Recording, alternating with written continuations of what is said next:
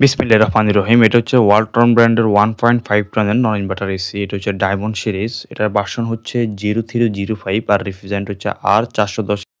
সর্বপ্রথম হচ্ছে আমরা এসিটা আনবক্সিং করে নিয়েছি। তারপর হচ্ছে এসির ইনডোর যে ইউনিট সেটা হচ্ছে আমরা সেট করে নেব। এটাতে হচ্ছে গোল্ডেন যে ফিন সেটা হচ্ছে ব্যবহার করা হয়েছে ইনডোর যে ইউনিট সেটাতে। আর আউটডোর ইউনিট হচ্ছে কনডেন্সার হিসেবে হচ্ছে কপার যে কনডেন্সার সেটা হচ্ছে ব্যবহার করা হয়েছে। এটা হচ্ছে একটি নন ইনভার্টার এসি। তো আজকে হচ্ছে আমরা একটি মাদ্রাসায় হচ্ছে কাজ করব। মাদ্রাসাটি বিপুলিয়া শহরে অবস্থিত। বিপুলিয়া শহর থেকে নোয়াখালী হচ্ছে একবারে নিকটে। তো সর্বপ্রথম হচ্ছে আমরা দেওয়াল নির্বাচন করে নিয়েছি। এখানে রুম হিসেবে হচ্ছে আরও এসি লাগবে। তো কাস্টমারকে আমরা বলেছিলাম যে আপনার এখানে হচ্ছে আরও এসি লাগবে, আমরা এসির ইনডোর জিনিস সেটা কোথায় দিব। তো কাস্টমার বলেছে এখন হচ্ছে আপাতত হচ্ছে মিডলে দেওয়ার জন্য। পরবর্তীতে তিনি হচ্ছে আরেকটা এসি লাগিয়ে নেবেন। আর এখানে হচ্ছে দেখতে পাচ্ছেন বড় একটি ছিদ্র, এটা আমরা বন্ধ করে দেওয়ার জন্য হচ্ছে বলেছি, না হয় কুল লস হয়ে যাবে। বেস প্লেটটি লাগানো হয়ে গিয়েছে। আমরা হচ্ছে দুনো পাশে হচ্ছে জায়গা রেখেছি যাতে পরবর্তীতে খুব সহজে যাতে এসির ইনডোর জিনিস সেটা যাতে সার্ভিসিং করা যায়। উপরে হচ্ছে যথেষ্ট পরিমাণ খালি জায়গা রেখে এসির ইনডোর জিনিস সেটা স্থাপনের সময় খেয়াল রাখতে হবে ইনডোর ইউনিটের উপর যাতে যথেষ্ট পরিমাণ খালি জায়গা থাকে যাতে পরবর্তীতে খুব সহজে যাতে সার্ভিসিং করা যায়। এসি মূলত হচ্ছে রুমের যে বাতাস সেটা হচ্ছে প্রসেস করে আপনাকে হচ্ছে একটি আরামদায়ক ফ্রেশ যে এয়ার সেটা হচ্ছে দেয়। এক্ষেত্রে হচ্ছে ইনডোর ইউনিট যথেষ্ট পরিমাণ খালি জায়গা রাখতে হবে। ইনডোর যে ইউনিট সেটা হচ্ছে স্থাপন করা হয়ে গিয়েছে। এখন হচ্ছে আউটডোর যে ইউনিট সেটা হচ্ছে আমরা সেট করে নিব অপর সাইডে। এখানে হচ্ছে কাস্টমার হচ্ছে আউটডোর জিনিস সেটা হচ্ছে মাদ্রাসার যে বারান্দা রয়েছে সেখানে হচ্ছে এটি হচ্ছে সেট করার জন্য হচ্ছে আমাদেরকে বলেছে। এখানে এটা হচ্ছে একটি বহুতল ভবন। তো কাস্টমার আমাদেরকে বলেছে এই স্থানে দেওয়ার জন্য, বাইরের সাইড হচ্ছে না দেওয়ার জন্য হচ্ছে বলেছেন। তো এখানে আউটডোর ইউনিট হচ্ছে সামনে হচ্ছে মোটামুটি জায়গা গ্যাপ রয়েছে। তো এই বিষয়টি খুবই গুরুত্বপূর্ণ। আউটডোর ইউনিটের সামনে যদি যথেষ্ট পরিমাণে খালি জায়গা না থাকে তাহলে হচ্ছে আউটডোর যে গরম বাতাস সেটা হচ্ছে ঠিকভাবে হচ্ছে আউট হতে পারবে না। আউটডোর ইউনিট সেট করার জন্য যে স্ট্যান্ড সেটা হচ্ছে আমরা লাগিয়ে নিচ্ছি। দুই পাশে হচ্ছে তিনটি করে 6টি হচ্ছে রয়্যাল বোল্ট হচ্ছে আমরা লাগিয়ে নিচ্ছি। তারপর সার্ভিস যে পাইপ সেটা হচ্ছে আমরা কানেকশন করে নিব। সার্ভিস পাইপ লাগানো হয়ে গেলে তারপর হচ্ছে আমরা সুন্দরভাবে হচ্ছে উপরে হচ্ছে র্যাফিং করে নেই এবং হচ্ছে লিক টেস্ট করার জন্য হচ্ছে জয়েন্টের যে জায়গা সেটা হচ্ছে আমরা খালি রাখি। এই বিষয়টি খুবই গুরুত্বপূর্ণ।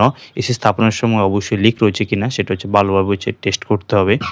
এসির আউটডোর যে ইউনিট সেটা হচ্ছে স্থাপন করা হয়ে গিয়েছে। এখন হচ্ছে আমরা সুন্দরভাবে হচ্ছে সার্ভিস পাইপ এবং ইনডোর যে ইউনিট সেটাকে হচ্ছে আমরা ভ্যাকুয়াম করে নিচ্ছি। এসি স্থাপনের সময় এই বিষয়টি খুবই গুরুত্বপূর্ণ।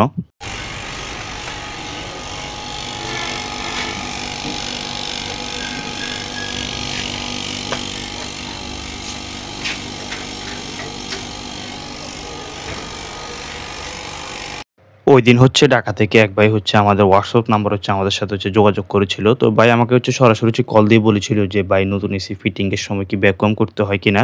যারাই হচ্ছে কাজ করে তারা হচ্ছে কাস্টমার জিজ্ঞেস করে যে ভাই এসি ফিটিং এর সময় ভ্যাকুয়াম করতে হয় কিনা? তো তারা সবাই বলে বেশিরভাগ যে নতুন এসি ফিটিং এর সময় হচ্ছে ভ্যাকুয়াম করতে হয় না।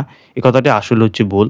এসি নতুনের সময় তো অবশ্যই ভ্যাকুয়াম করতে হবে। পুরাতন এসি যদি রিইনস্টলেশন করা হয় তখন হচ্ছে আবার পুনরায় হচ্ছে এটাকে সুন্দরভাবে ভ্যাকুয়াম করতে হবে।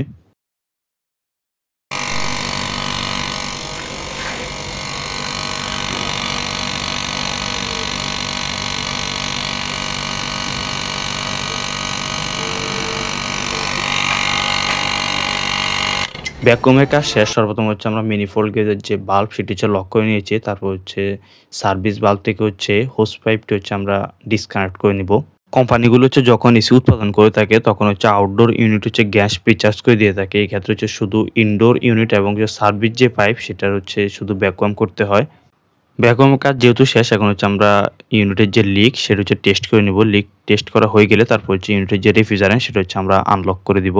এখন হচ্ছে জয়েন্টগুলোতে আমরা সুন্দরভাবে হচ্ছে লিক টেস্ট করে নিচ্ছি কোনো লিক রয়েছে কিনা। এই বিষয়টি খুবই গুরুত্বপূর্ণ। এসি স্থাপনের সময় যে জয়েন্টগুলো সেগুলো হচ্ছে অবশ্যই হচ্ছে লিক রয়েছে কিনা সেটা হচ্ছে টেস্ট করতে হবে ভালোভাবে, না হচ্ছে পরবর্তী হচ্ছে এসির যে গ্যাস সেটা হচ্ছে লিক হয়ে যাবে।